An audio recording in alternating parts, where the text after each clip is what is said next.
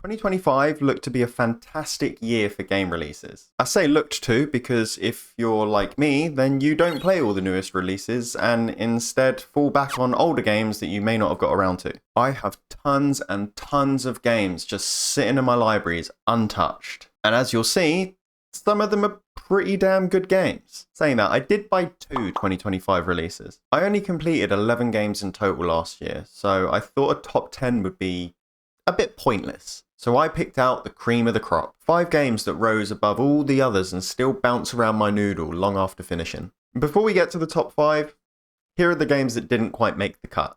You got Techno Babylon, Cat Quest 3, Toem, The Wolf Among Us, Like a Dragon, Pirate Yakuza in Hawaii, and The Whispered World. All games that you may have enjoyed way more than I did. But none of them made me feel quite as clever as my number 5 pick. The Excavation of Hobbs Barrow is exactly the type of game you can finish in a weekend. When you want to play through a well-written mystery that makes you feel intelligent for solving all the puzzles thrown at you. Puzzles that make you think just enough without steam coming out your ears, like the point-and-click games of yore. You may get whiplash from the tonal shift of the game in the 3rd act. Still amazing to play through, but it gives a much different and darker vibe than that of the rest of the game. There's a supernatural presence throughout, but they go balls to the wall with it in the last act. Still, if you want a taste of life in a rural English village, then definitely pick up The Excavation of Hobbs Barrow. The mystery of an English rural town did keep me entertained, but there's a whole galaxy of fun to be had with Astro Bot. It was a Christmas present for my son in 2024, but I couldn't put this down. Astro Bot is the game that's been missing from the lives of anyone who remembers playing platformers in the PlayStation 1 and PlayStation 2 eras. It absolutely captures the magic you felt when playing through those older games, and it's one of the most solidly built games I've ever experienced. Not a bug or a glitch was found in my playthrough. Very much an extended version of Astro's Playroom that comes with every PS5. If you have not played that, then do yourself a favour. It's a game that's easy to 100% complete. Astro Bot, however, not so much.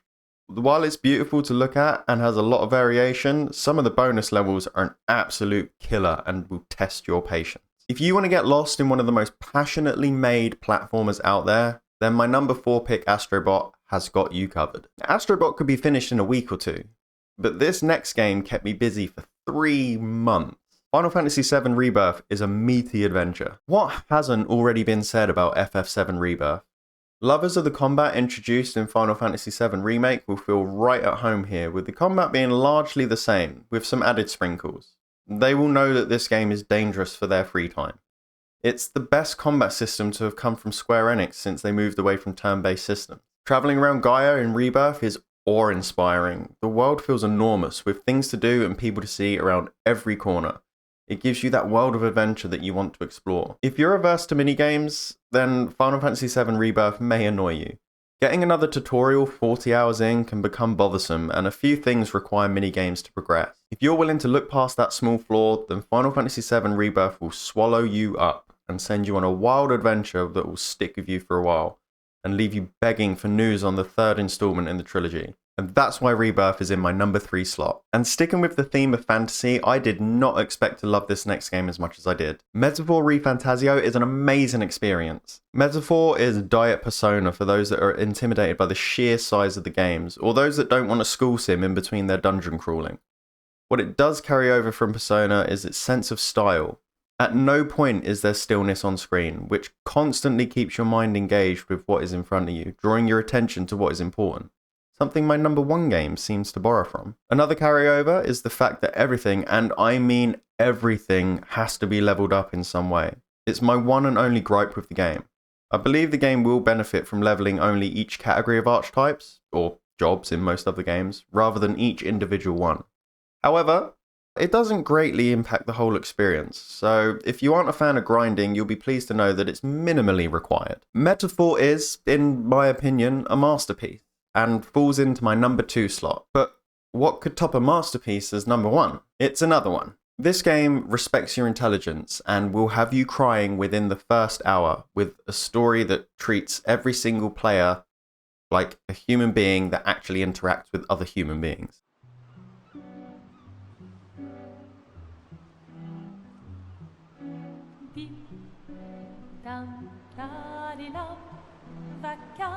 Could it be anything else? Clair, Obscur, Expedition 33 blew us all away. This Game of the Year winner will nail the target for anyone looking to recapture the magic of booting up a JRPG from the PS2 and before. Honestly, it will win over the hearts and mind of many people who repeat the phrase, "I don't like turn-based games." That line may even still be true after playing Expedition 33, but it will still hook you. Thinking of a flaw for this game is tough because I glaze it like a Krispy Kreme donut, but I will have to go with pacing in the third act. The game is very front-loaded, so the last act of the game is one area and a boss, or go and do all the side content and become godlike and laser the final area. It's a small chink in the armor, but the only one I can think of for this game right now. If you haven't already and decide to pick up Expedition 33, good luck putting it down. Prepare to be enamored by its beauty. It will be number one on a lot of people's lists. 2025 was an amazing year for games, but if you're anything like me, there are tons of amazing experiences just waiting for you in the backlog. Frustration, laughter, and depression have all been felt.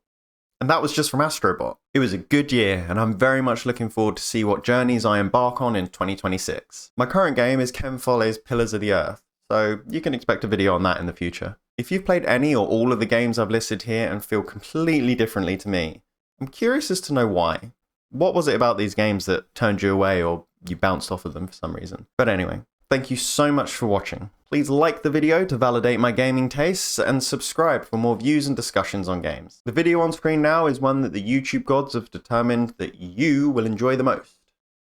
I'll see you over there in a second. Bye bye.